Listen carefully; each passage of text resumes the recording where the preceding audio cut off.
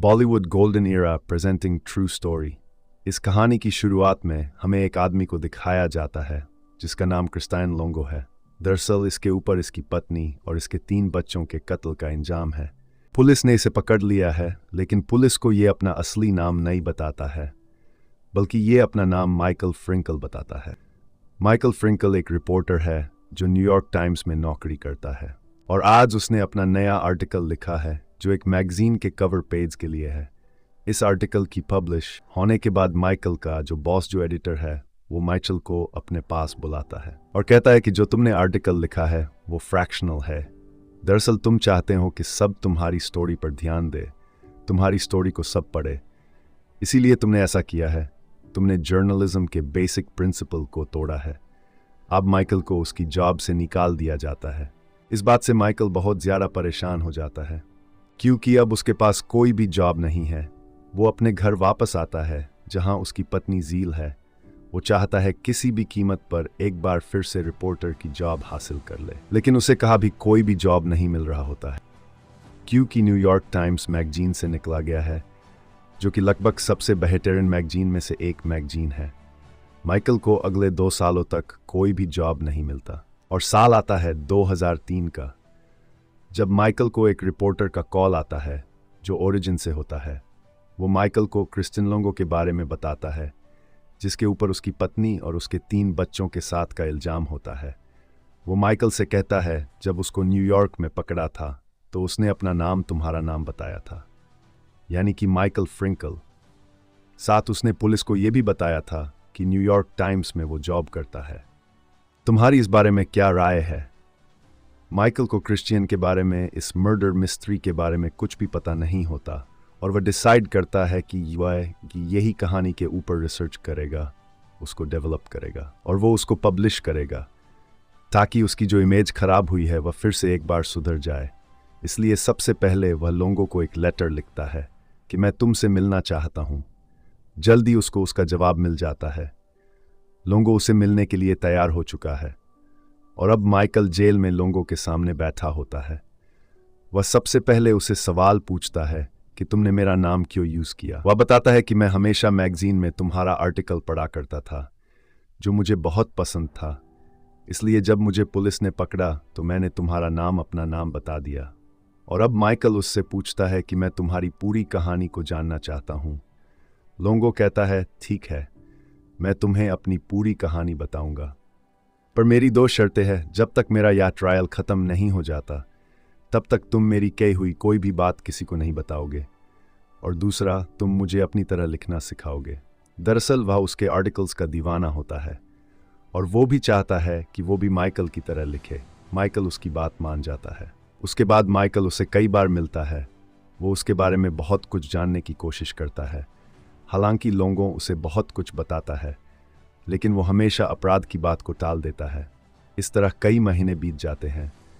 लोंगो कई बार माइकल को उसके घर पर उसके पति पड़ोस खत भी लिखता है, उसे अपने बारे में बताता है, और एक दिन वो उसे 80 पेजेस की नोटबुक भी लिखकर भेजता है, जिसमें उसने अपनी जिंदगी के सारी गलतियों को लिखा होता है जो उसने अपनी पूरी जिंदगी में की है। इस नोटबुक का नाम होता है रॉन्ग टोन। जब वो रॉन्ग टोन पढ़ता है तो उसे समझ में आ जाता है कि उसकी और लोंगो की राइटिंग की स्टाइल लगभग एक जैसी है। जिस तरह के स्केचेस वो अपने नोटबुक में लिखता था, बनाता था, ठीक उसी तरह के स्केचेस उसने भी अपनी डायरी में बनाए होते हैं। माइकल फ्रिंकल उससे ज़्यादा ही इम्प्रेस हो जाता है। वो उससे कई बार जेल में मिलने भी जाता है, और इसी तरह कई महीने बीत जाते हैं, और एक दिन वो लोंगो को बताता है, मैं तुम्हारे बारे में कोई आर्टिकल नहीं लिखना चाहता, क्योंकि तुम्हारी कहानी इस तरह की है जैसी कि एक आर्टिकल में नहीं लिखा जा सकता।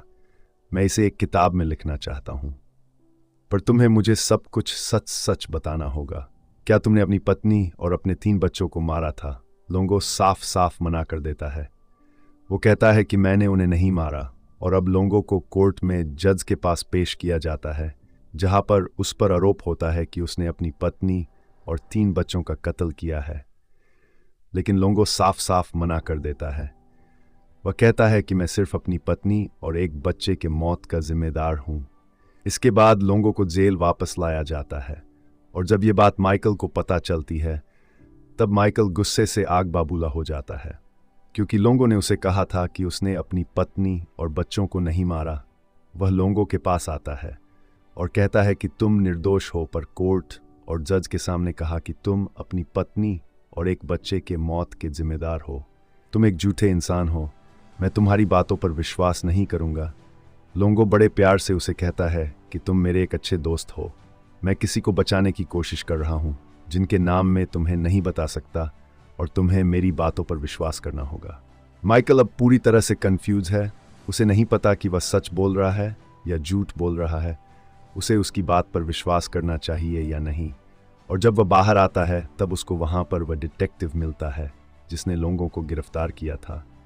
और वह डिटेक्टिव माइकल से कहता है कि लोंगो एक शातिर इंसान है, वह कोर्ट को गुमराह करना चाहता है, इसीलिए जानबूझकर उसने जज के सामने अपनी पत्नी और अपनी बेटी की मृत्यु की जिम्मेदारी ली, जबकि उसने अपने 2 और बच्चों की मौत की जिम्मेदारी नहीं ली। दरअसल वो सबको गुमराह करना चाहता है। वो जो कुछ तुम्हें बताता है वो सब कुछ झूठ है। वो बहुत तेज इंसान है, तुम्हें उसका साथ नहीं देना चाहिए, बल्कि उसने अब तक तुम्हें जो कुछ बताया है तुम्हें सब कुछ कोर्ट में जाकर बता देना चाहिए। तुम एक सरकारी गवाह बन जाओ। पर माइकल साफ साफ मना कर देता है।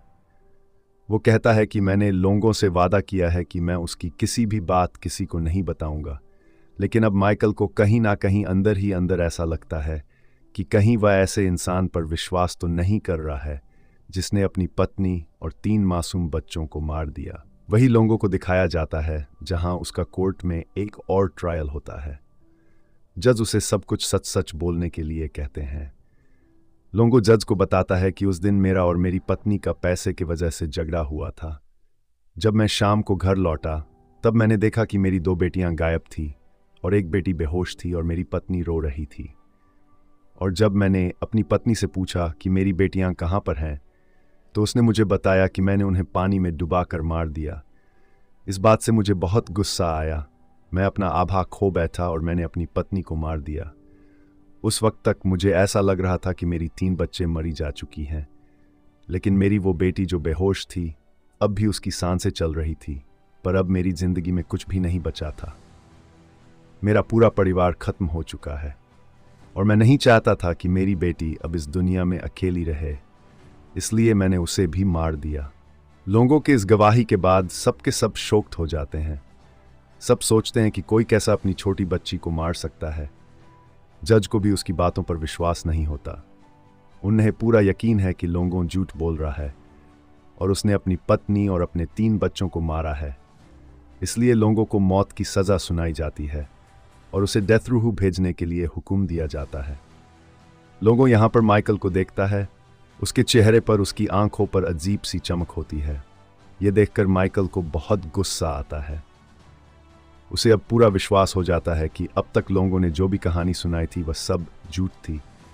दरअसल वो ऐसा इसलिए कर रहा था ताकि वो कोर्ट को भी स्टेटमेंट दे, उस पर ज़्यादा विश्वास किया जा सके, पर किसी ने उसकी बातों पर विश्वास नहीं किया और अब उसे डेड रूह भेज दिया। कुछ दिनों बाद माइकल एक बार फिर से लोंगो से डेड रूह मिलने जाता है और उसे कहता है कि तुम झूठे हो, तुमने ही अपने पूरे परिवार को मारा था। पर यहाँ पर एक बार फिर से लोंगो उसे झूठ कहता है और कहता है कि जब मैं अपने घर पहुंचा तो मैंने देखा कि मेरी पत्नी मेरी बेटी को मार रही थी। इसके बाद मैं ब्लैक आउट हो गया, मुझे कुछ नहीं पता चला कि क्या हुआ। पर अब माइकल उसके बातों पर विश्वास नहीं करता और कहता है कि तुम झूठ बोलते हो, तुम ही मर्डरर हो, तुमने ही अपने पूरे परिवार को मारा है और अब मैं तुम्हारी कोई भी बात पर विश्वास नहीं करूंगा। लोंगो से कहता है कि तुम्हें और मुझ में कोई फर्क नहीं है। तुम अपनी किताब पूरी करने के लिए एक ऐसे आदमी से बात कर रहे हो जिसने अपने पूरे परिवार को मारा है, क्योंकि तुम अपने कैरियर को बचाना चाहते हो।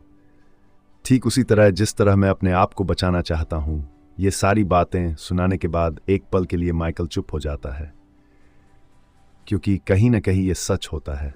लोगों पर उसे बहुत गुस्सा आता था और इंसान गुस्से उस पर करता है जिसकी वो केयर करता है। हालांकि लोंगो मुझे हमेशा से बेवकूफ़ बना रहा था, लेकिन कहीं ना कहीं मेरी ज़िंदगी को एक मोड़ दिया। उसकी बातों से मेरी ज़िंदगी में बहुत प्रभाव पड़ा। वो मेरी ज़िंदगी में एक तूफ़ान लेकर आया, जिस तूफ़ान में मैं बच गया। अब वह अपनी किताब पढ़ना बंद करता है और तभी वहाँ उसको लोंगो भी दिखता है, जो उसका ब्रैम होता है।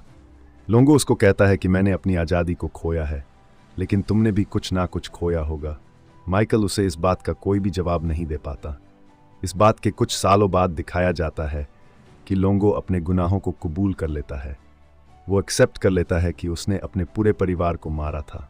वही माइकल लोंगो की वजह से एक कामयाब राइटर तो बन चुका है, लेकिन वो कभी भी न्यूयॉर्क टाइम्स के लिए दोबारा नहीं लिख पाया। वही लोंगो ने जेल से कई आर्टिकल लिखे जो कई पब्लिक में छपे, यहाँ तक न्यूयॉर्क टाइम्स में भी छपे।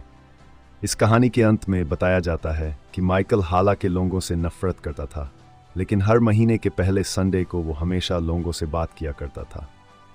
और इसके साथ ही यह कहानी एक सच्ची कहानी है, यहीं पर ख़त्म हो जाती है। ये फिल्म साल 2015 में रिलीज़ हुई थी। IMTV में इस फिल्म की रेटिंग है 7.3। उम्मीद करते हैं यह कहानी आपको पसंद आई होंगी, और ऐसे ही कहानी सुनने के लिए हमारे चैनल को सब्सक्राइब कर देना।